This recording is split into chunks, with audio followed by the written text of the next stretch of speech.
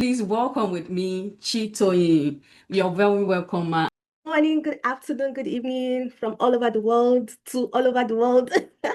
Thank you so much for having me here. Thank you, my big sis, BC. I mean, we've come a long way, and I'm happy at what I see today. Thank you so much to your darling husband, Mr. Femi, right? Thank you for all that you've done and partnering to make this community worthwhile. And thank you to everyone that has joined today.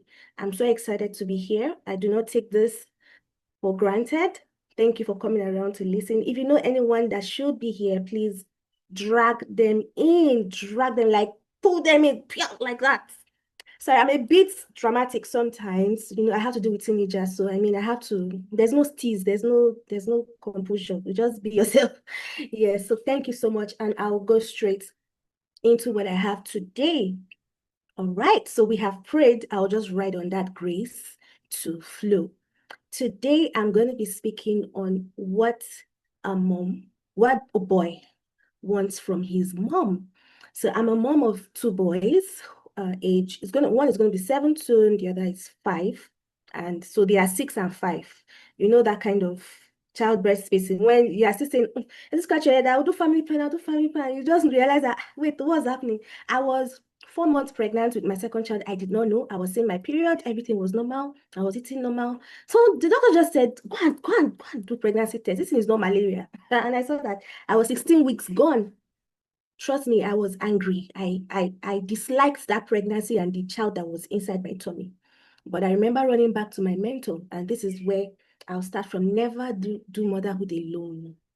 There are mothers that have gone ahead of you. There are mom of boys that have gone ahead of you that have seen what is shocking you. They are used to it, and they'll just demystify everything to you, and you'll be like, oh, so I'm not even the only one. So this is not even a big deal. So I ran to my mentor, who is also a mom of 4 boys. And I told them, I see what's happening. He said, hey, you did not do family planning. Embrace the baby. Is your baby? Is the coming together of your husband's spermatozoa and your ovum that has brought this child. So you have to welcome the child and prepare. And trust me, I am trying not to overlove that child right now. That guy, he just has my password. I tell you, that guy is just amazing. He's a 5-year-old. So I believe that's a word for someone that's going to be listening to this later or that is here.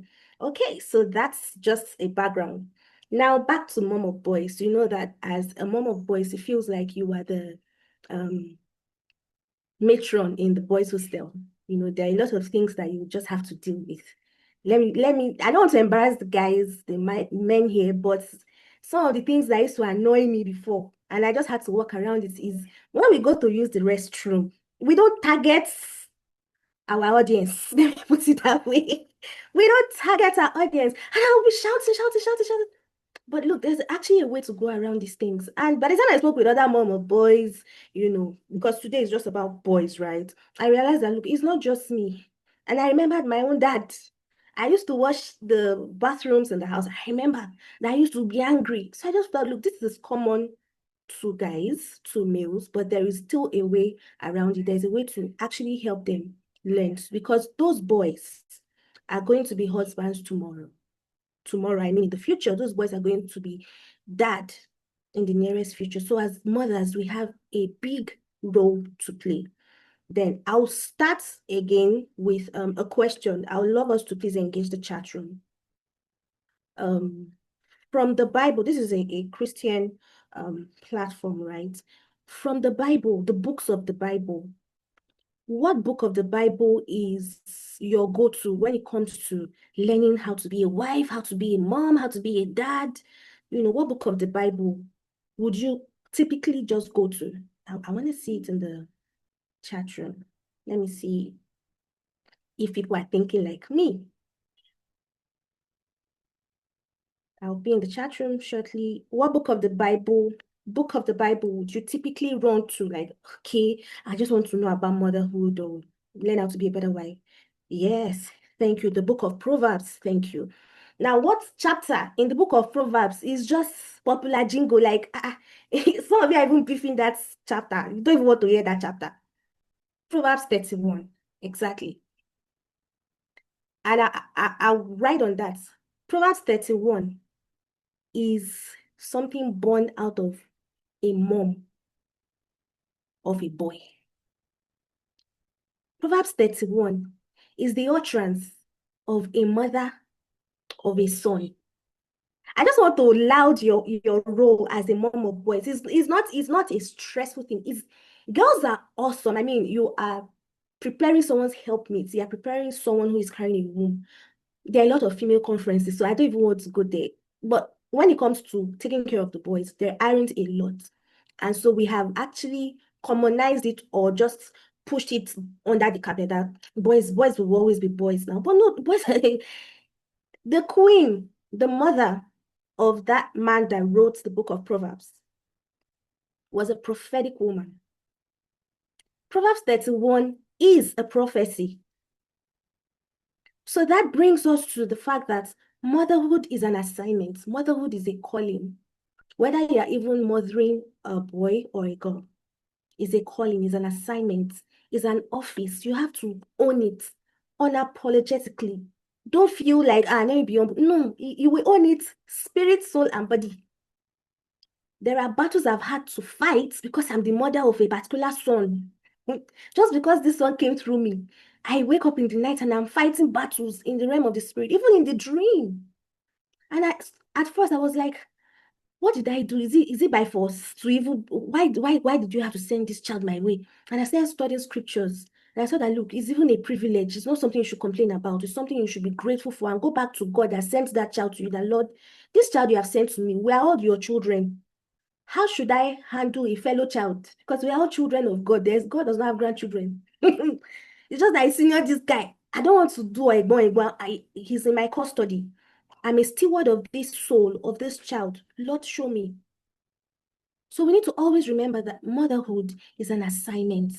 Motherhood is God's own idea. The first mother in entire life from scriptures is Eve. Eve, to some they say, is the mother of all. To some they say it means life giver. As Christians, yes, naturally we are given the physical life, the biological life.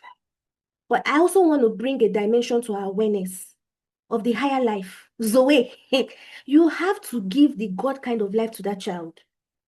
While that child is in your tummy, if you're pregnant with a male child, don't take it for granted because that's a nation. That's a generation in you. If you're carrying a girl child, that girl child will have to partner with a man to raise a generation. But the seed carrier is that boy inside you, is that boy under your roof. So ensure that you even, first of all, understand Zoe, the God kind of life. There are many times that I have to do some things, and I know that this one is not science, this one is not medicine. I have to lay hands on this boy. It's just a laying of hands thing. It's not a teaching correction. It's a lay hands to bless or to cast out or to break the cycle of this recurrence. So the God kind of life must be your reality, must be your realm. If you're not here with kids, you're the most privileged among us because you have enough time to practice, to test it, and even if you make a mistake, you try again. Start laying hands on your own self for headache. Start using the gifts of the spirit to know things because you have to know things about the future of that boy. For me, God is already talking to me about my children's wife and my children's children and their future, their career, and I'm writing it down. Guess what? I don't write down in book anymore. This is for someone. Please write them on Google Doc or in the cloud. All the books where I wrote all the prophecies that God has given me for my children before I got married. Rain beat those books and they are divorce faults. So I had to trust God to start reminding you. So please document your dealings with God on each child in the cloud, in a Google Doc or any app that you can back up and you can easily have access to in 10 years time, 15 years time. So that it's not that you're looking for it. Even the book will start smelling at some points, right? So you want to note that. Now going on, the man as the father of the house is the person that sets the goals, sets the vision of the family, receives the vision from God and sets it, setting the standard. But the woman partnering with the husband then creates the environment for that vision to be established, to be experienced. This applies to even conception or fertilization. The man gives the woman the cell, the sperm cell, right? And the cell goes into the body of the woman and meets a conditioning and meets an environment. God has already prepared it ahead that you will fertilize here and then you move there and be implanted to the womb. And that ecosystem is just the habitat to nurture that embryo to fetus, or do I remember this thing? Still, the child is born. And even when the child is born into another ecosystem, the home that the woman, the mother, has made, the atmosphere. So this means that even while you are pregnant, you are conditioning the atmosphere of your home conducive for that child's temperament and destiny. So this means that you even need to know the spirit, the soul, and the body of the kind of child that God is sending you to. I was telling someone, and this is something a friend told me. She said she was trusting God for her second child, and God showed that it was going to be a boy. Her first is a boy, and there was a bit of delay. Later, she said God spoke to her and told her that, look, the conditioning of the house is not suitable for this child, this particular child coming. This child is soft, is warm. But you and your husband, you're quarreling. God told her that if you don't learn peace, I'm not going to send this child. And truthfully, until they learned to deal with each other, husband and wife, in peace, that is when she conceived, she took in. And when I see that boy today, I'm like, no wonder, because true, this boy had to meet this kind of environment. Very warm boy, very sweet, very soft. Unlike boys, boys now, gra. But this particular one had to meet a particular environment. Same thing applies to your home. Your husband said, oh, this is where we're going to settle and all of that. This is our address. But when we get to that address, you as the woman, you are the one who creates the environment that can nurture children to grow according to what God has laid out for that child. Are we together? Please, if you can still follow me, if you're still following, if you can still hear me, give a thumbs up or a heart or a fire emoji. Let me know that you're still following. Thank you. Thank you. Now, we're going to study this from two angles. We'll look at the book of Proverbs, the biblical Proverbs, right, on the place of the mother and the son. And then we're going to look at behavioral psychology. So these are the two areas we're going to look at. So I'm going to quote scriptures. You can write it down so that you can study it later. That would be fantastic. So I did a study through the book of Proverbs. I love Proverbs so much. My book, Sexual Common Sense, is strictly from the book of Proverbs. So I went back to when I studied that part of the scriptures, I was noting fatherhood, motherhood roles, responsibilities. So when my sister brought this opportunity, I wasn't shocked. I was like, God, so this is why you were also training me through this. Proverbs chapter 1, verse 8 emphasizes that it's the father that gives the instruction. The first chapter establishes it that the father gives the instruction and the mother does the teaching. The mother does the breakdown. The father gives the vision. The father establishes this is what we want to achieve. For every year, you should actually have what kind of children do we want to raise? What are the qualities of the values or virtues we want to instill on these children for this year? And my husband had to do that. They said, okay, this year, this is what we want to focus on. If you want to focus on everything, you'll be overwhelmed, you'll be confused at some point. But if you apportion it into years or quarterly, annually, quarterly, it will be easier for you to track progress, and it's easier for you to track that, oh, this child is beginning to learn this or has mastered this, so I can move to the next. So when the father says, okay, this year we want to raise boys that see themselves as kings, he has dropped his seed and he has left. You, mother, you are the one that will make sure you drink well, you sleep well, you take your medication well, you nurture the baby inside, you go for your checkups. Do you see that you have a lot of work to do as a mother? Because you're raising a father, you're raising a generation starter, you're raising a nation, you are raising someone's husband, you are raising the head of a family. If you're raising a helpmate, it's a different ball game entirely. The dynamics are different. So as a mother, be a teacher. Teacher requires patience. Teaching requires patience, consistency. Remember your children, your toddlers, your preschoolers, even your teenagers. You have to repeat things before it. Even your child, when your child was born, naming ceremony, you say, oh, your name shall be, let me use Mr. Femi. Femi Olaleye. And the baby was even sleeping, not even sending. But did you stop calling his name? No. First time, first week, second week, third month, He was not even sending you. He had no idea, but you kept calling his name. And then by maybe 6 months, he giggles. By 8 months, he's turning to you. By another month, he's saying, Mama, Papa, just to respond to you that, oh, I'm now realizing that anytime you say this name, you are actually referring to me. And with time, he learns that, oh, I should say yes, Mommy, or yes, Mama, or yes, Papa. Do you see that? Consistency, teaching.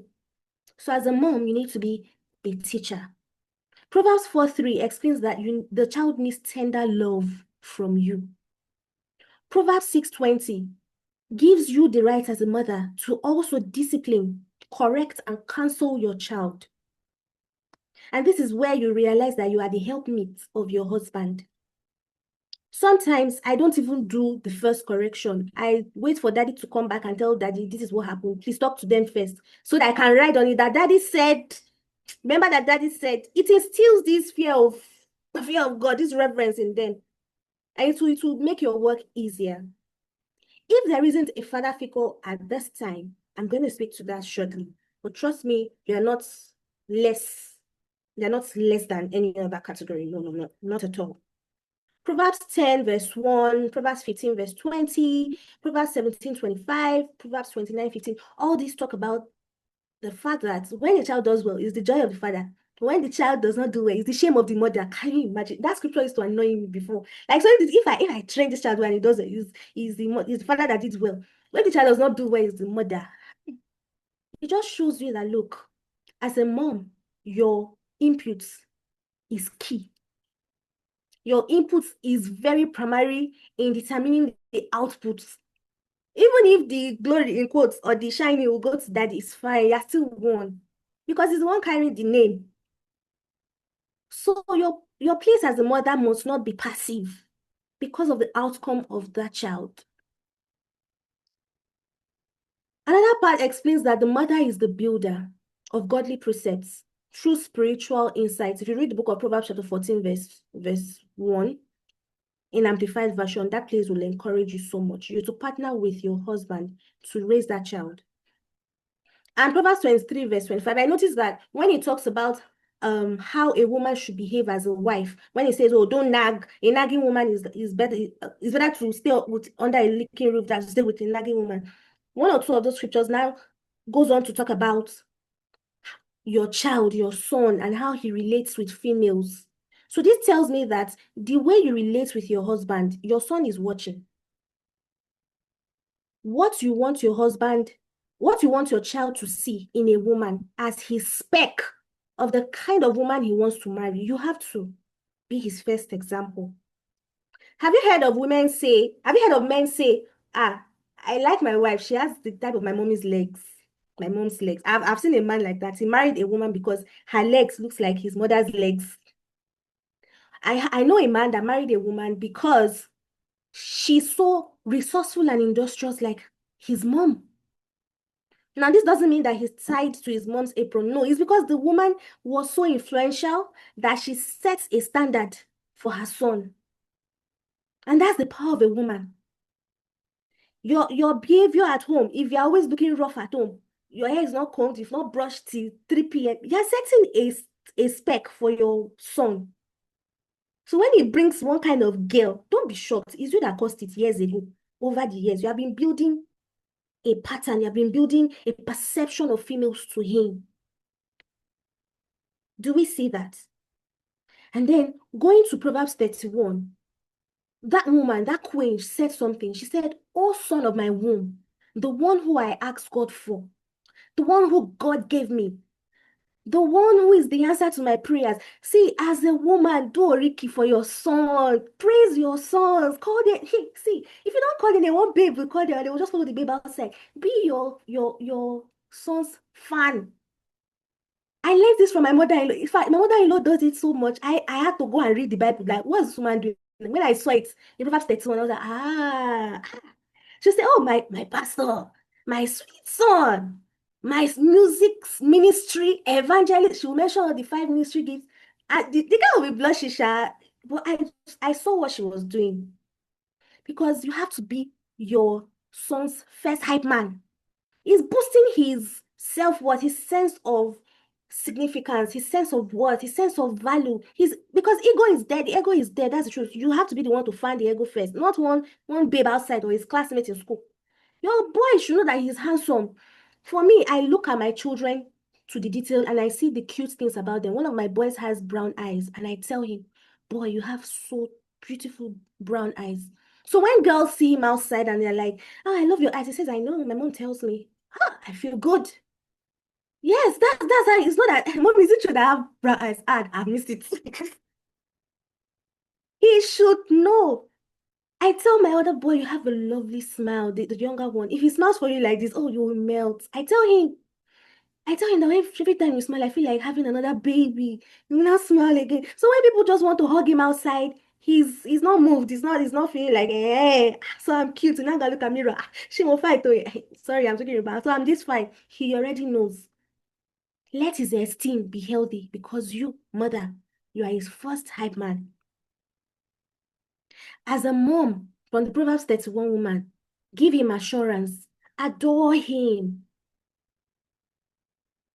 give him utterance, speak to him, as an anointed mom. That was what the Proverbs 31 prophets, let me not say woman, because Proverbs 31 woman is now that virtuous woman we'll talk about in other verses. But the first 2, 3, 4 chapters, talks about the mother of that king.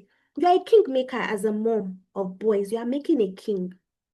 A king, when you remember a king, or when you think about a king, trust me, you're not thinking about the staff or the cap or the clothes. You're actually thinking of presence. You're thinking of confidence, Godfidence. Thank you. So as you are raising the boy, make sure that all these things are shaping and informing the way you raise the child. Now, if you are raising a king, will you just be flogging the boy up and down? Did you see that? Did you see that you even respect the boy? There was a day I spanked one of my boys. God spoke to me. God reintroduced the boy to me. I went to apologize. I said, boy, did you report me? I'm serious. The younger one, the one that I got pregnant, I did not know I was pregnant. That I spanked him to the extent he was singing, yes, Jesus loves me. He was crying. I'm telling you. That day I had an encounter. He did something I didn't like. And that was where my own journey of emotional stability started. And look, no matter how much your kids annoy you, you have to parent yourself first. Work on your emotion. That's what parenting is really about. Handling your own emotions and knowing how to respond to your children, especially your boys. Do you see that? So if you want to raise a king, if you want to be the prophetic mom, the king maker, the king's teacher, the king's special advisor, in that sense, there's a way you will carry the boy. There's even a way you will carry yourself.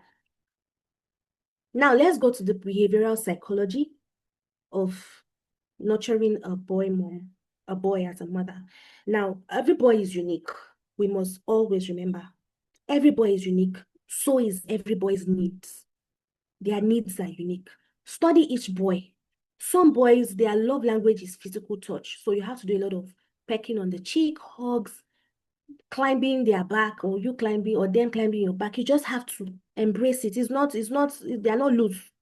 They're just being kids. And trust me, a time will come, you'll be looking for it. You will not have, they will not have they will not even send you to, if you want to hug them, you say, no, please. Especially mom of teenagers. I mentor teenagers now, and their mom wants to still hug them, and they are shifting away. And I look at myself that, let me better hug my boys very well, because those guys, they will with their cute eyes and all, those girls, God, help them. In Jesus' name, amen. So let's nurture them. That tenderness, give it to them. Let them be full of soft love. Sometimes dads are soft as well, but their softness cannot beat the softness of a feminine woman. A woman is feminine. Don't say because I'm a mom of boys, I'm now warrior mom. No, yeah, be a warrior mom in spirit, but physically, let them feel your femininity. They still need to know that there is a female. Be their first true love, mommy. Be their first love.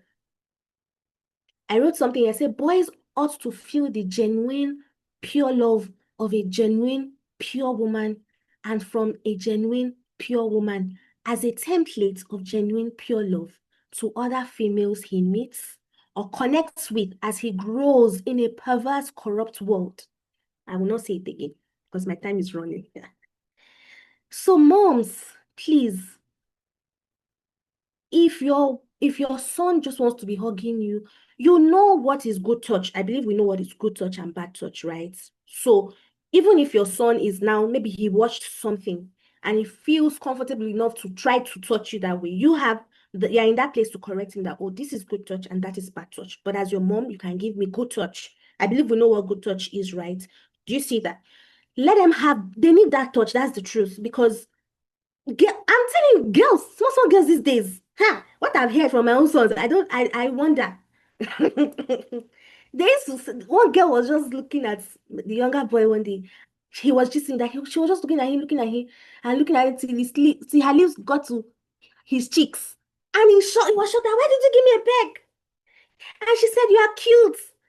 So I've had to start explaining crush to the boy.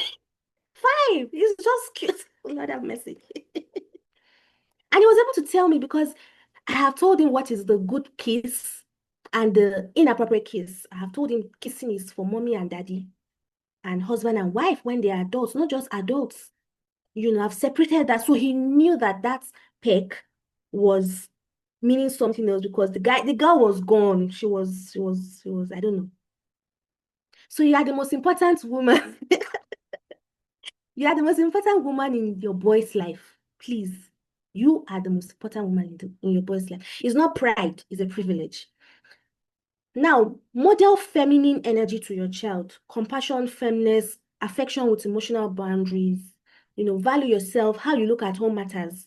In feeding the perception of who a wife is, or who a female is, who a woman is, or who a mother is. You need to be careful of what you allow and what you disallow. Do we see that? Also, your children need to see they need to see the example of what a helpmeet really means. So let them appreciate you. Let them see you as a wife. Let them see you how you support the husband, their dad, according to the word of God. Let them see you complete your husband. Let them see you, complete in yourself, complimenting your husband and not competing with him. Let them see you filling up the gaps and not exposing the faults.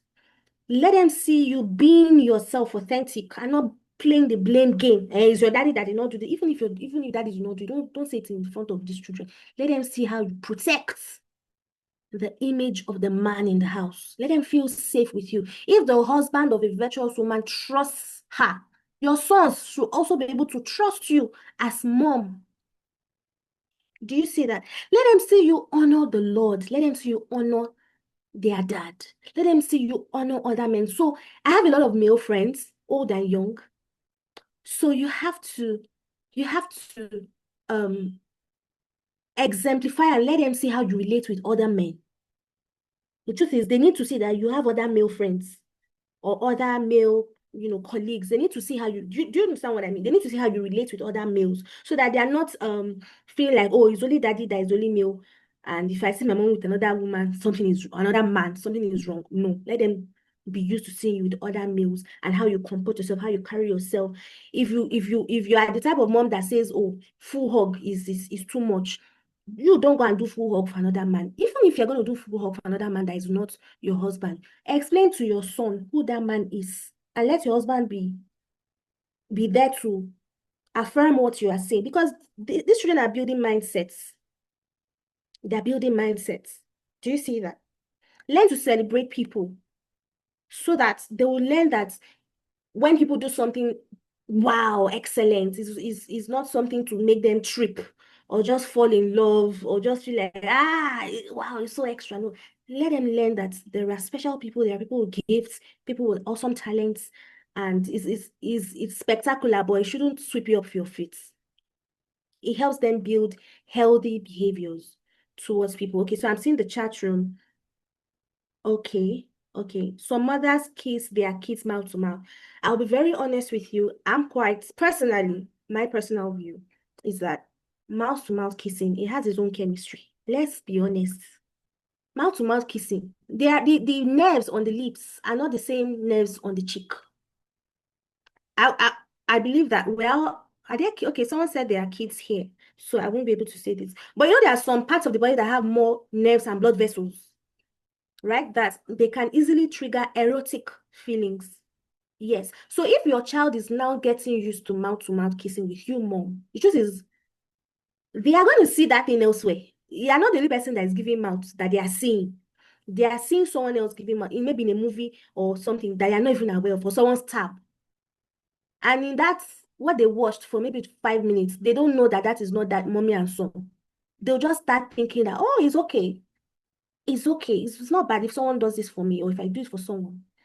And remember that every action is a seed that is resting in their bosom and is waiting for the day it will show. Are you sure that that child is able to keep that mouth-to-mouth kissing between you and the child only till adulthood? Are you sure? How much can you guarantee that? So it's not just better to explain to them who mouth-to-mouth kissing is for, and let them just build that mindset that, oh, this is this mouth-to-mouth kissing, and this is who and who should do it. Until I get to that part or to that phase, I shouldn't do it with that person. This is my own view.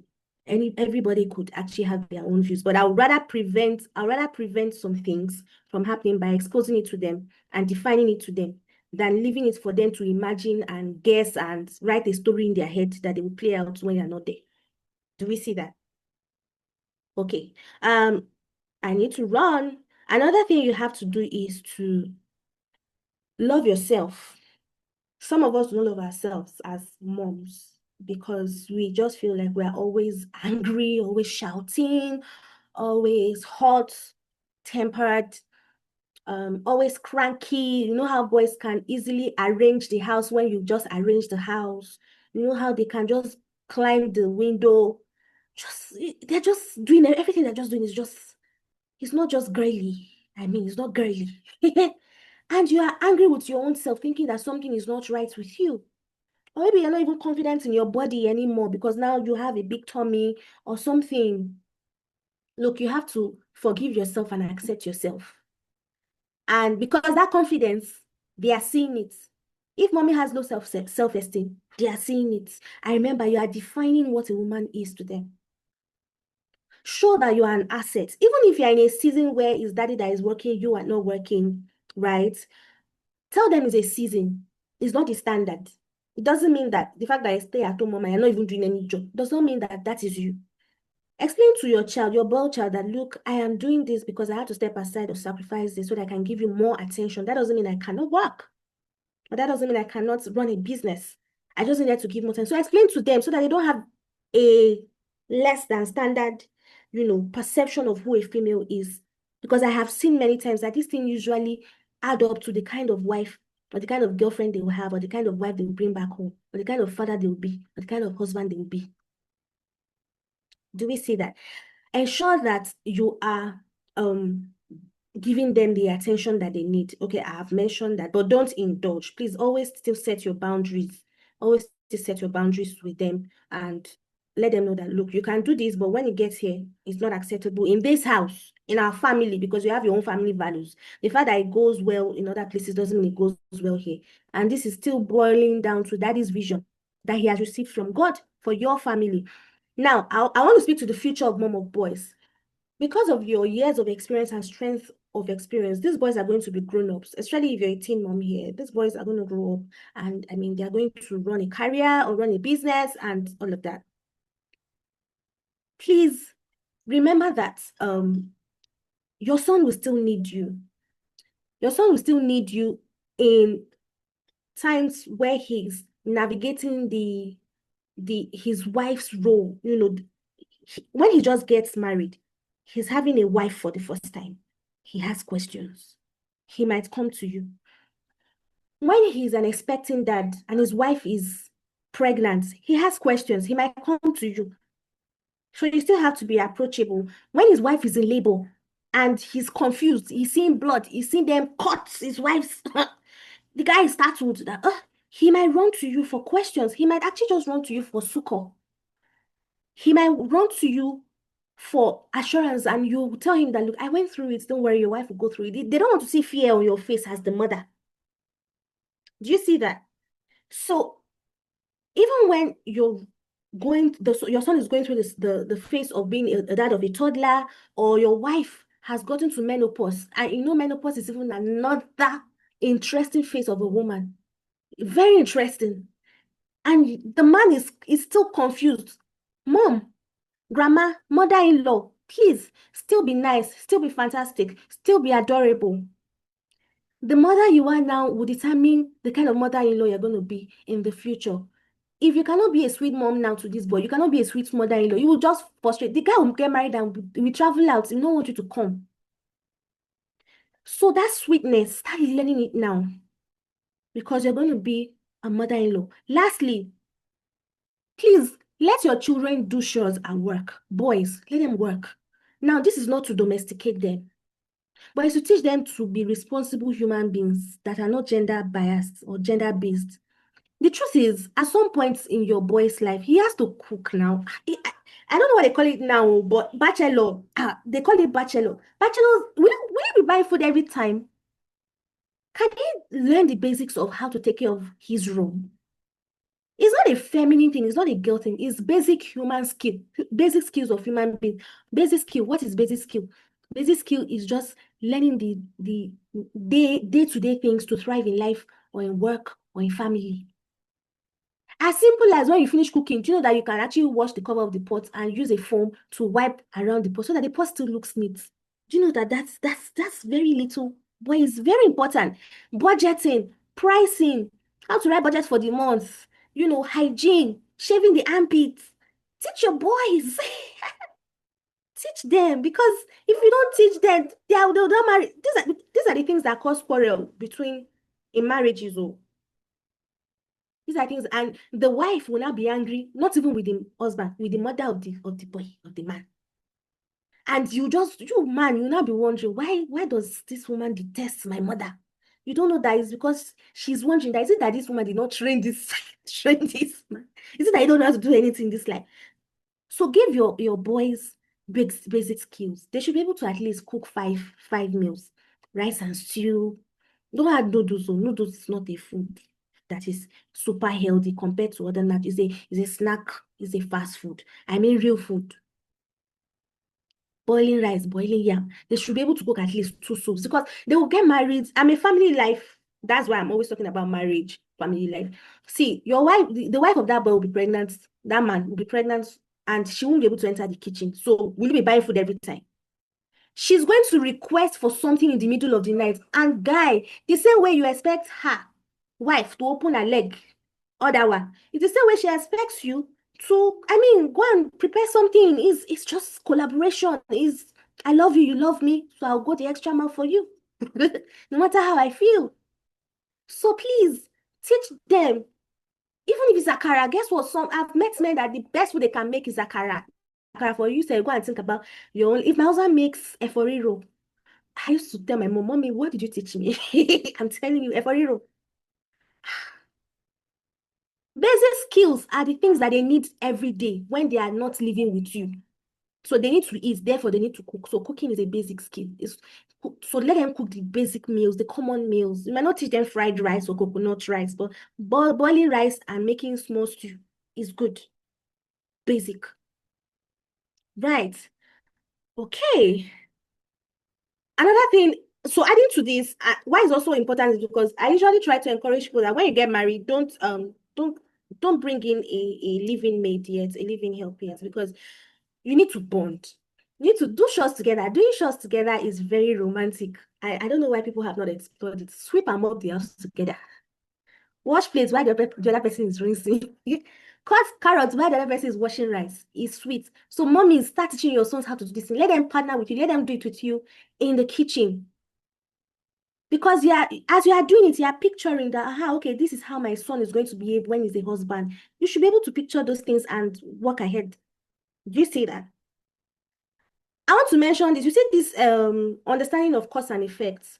My son does not like okra. My son does not like eba. My son does not like. He only eats my egusi. Yes. I don't know what to say. See, yeah, causing issues for the boy's marriage in the future. Please, there's a way you can teach and win your child over into liking all food. as long as it's not an allergy. Because it's not just I don't like this, I like this. Do you know that there are people that are having infertility issues? Not even females, males, because they lack some basic nutrients like zinc, potassium. Very, very interesting things. When I spoke with a gynecologist and she was explaining this to me, I said, from the base normal food that we eat, the food we eat is helping them have healthy sperm cells. Just like you as a female, you're not eating vegetable. You're not eating vegetable every week, and you're having menstruation. You don't know that you're already affecting your reproductive health. So some of the things that we are sowing seeds into their future. If you want your son to be healthy in that area, start giving them all necessary nutrients now. Not that I like this, I don't like this. Tell them the health benefits of that thing they don't like, and tell them the implication of eating it or not eating it in the light of the nutrients that they will gain or lose. And let them make the decision themselves. You'll see that they'll be won over. Simple things like ewedu, for those in Nigeria, I don't know if it's available in diaspora, you'll be amazed at what that vegetable does to the health of any human being. So please, let's not raise boys that say, I eat this, I don't eat this. Please, let them eat everything. Because it's for their own reproductive health as well. And their mental health development. Let's preserve his manhood. Let's not emasculate him. Let's not feminize him. Let's still allow him to be the boy, to be the man in the making. If you're studying scriptures with him, study more around male characters. If possible, if you can have a plan for the whole year where you study all the male characters in the Bible, and you pick out at least one character, one value, or one virtue in every man, and see how you can imbibe it into the child per month. 12 per month, or 52 weeks, 52 characters per week. Do you understand that? By the end of the year, you already seen that way. He has the fear of God from Isaac. He has the faith of Abraham. He has the wisdom of this. He has the virtue of that. You're raising a rounded boy already. And people are like, how did you raise this boy? How did you do this? Do we see that? And lastly, please never, never, never, ever forget the place of a prophetic office as a mother. God spoke to women even before they took in about the destinies of their child. God spoke to women while they were pregnant. Do you see that? God speaks to men as well. But when God speaks to the woman, you're the one carrying you. You know what is moving inside you. Mary pondered on the things that the angel spoke to her. Rebecca knew the strategy to take because God had told her something while the boys were fighting in her womb. She knew while they were adults, years ahead, she held on to the instruction or the prophecy that came to her, and she used that as a strategy. You are very powerful as a mom of boys. Please, your work with God, don't take it with levity. That's your biggest asset. And ask God questions about each boy. And you'll be able to partner with your husband to raise a man according to God's own heart. Thank you very much. So before we go ahead, I'm just going to do a very, very quick recap, and I'm going to start from where she stopped. She said about let your child eat different meals. Don't let them say, oh, this is the kind of meal I eat. I don't eat this kind of meal. Please, this is very important. Like I mentioned, if you don't know, we have two boys. We have a 9-year-old, Madonna, a 9-year-old and a 4-year-old. Our older son does not like anything that has pepper in it. Even if it's not spicy, as long as there's that red thing called tomato, or as long as he calls it red stew, he doesn't like. I'm like, you will eat red stew because I've read about the importance of red stew in the life of a man. You will eat red stew. I will blend everything. Also, mommy, this mix your rice and stew, mix it together. You will just eat the rice alone. I said, no, you will eat the red stew. Mommy, I want green stew. In which word are we going to be cooking green stew? We'll eat rest too soon. Please, let's ensure that. Then also, she also talked about letting your boys do chores. This is very, very important. When I think about me being a boy mom, one of my visions for my boys, I want my boys when they are my sons when they are married, I want their wives to enjoy them, to look back and say, come back and say, Mommy, thank you. I don't want to raise them and they can't do chores. Yes, we are still work in the progress. We are work in progress. Yes, they do. It has chores that it does. Laundry, dishes, let them have chores that they do. It's also building in them, imbibing in them this work culture, being responsible. When you talk about man, like man, work, responsibility, like they are two inseparable things you get. And then she mentioned something. She said, I am the most, I wrote it down in pink. Said, I am the most important woman in my son's life.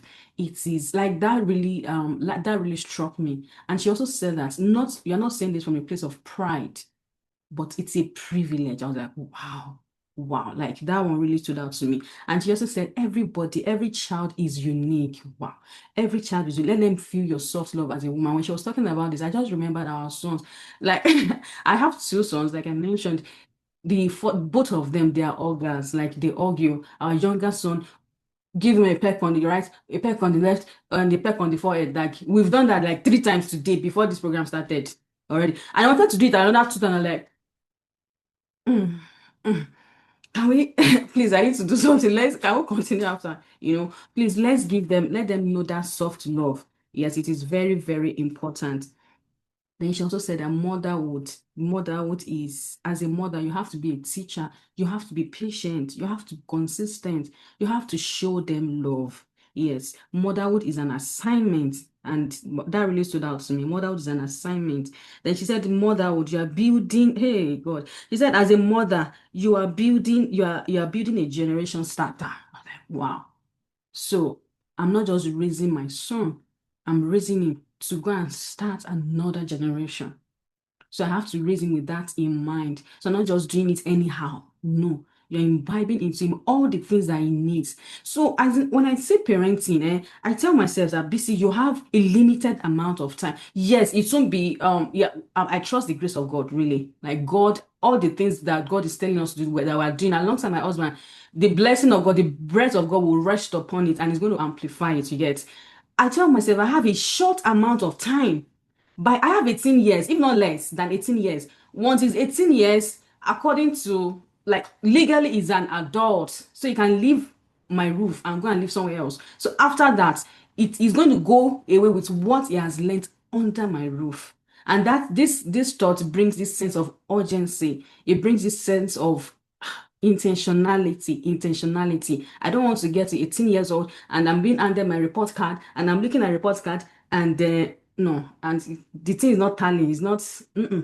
I want it to tally. And she also said that she said something that really stood out to me as a mother. She said she will wake up at night fighting battles over her son. I'm like, wow. Like that is very, very important. Praying for your child. It is a non-negotiable. I mentioned it was one of the things we talked about in the last week Saturday. In graceful family and parenting community, we pray for our children. Yes, there is this general knowledge and there is specific knowledge. You are going to write with the specific knowledge. What has God told you about your child? It will determine so many things. It will determine how you raise your child. It will determine the kind of friends you allow him play with. I've had times in this parenting journey, I told my son, this person, you are not going to play with this person again. And he said, yes, that's true. I said, why? Because of this, and that. Does it align with our family values? No. So we cut ties with the boy. What has God told you? To determine the extracurricular activities that you put them in.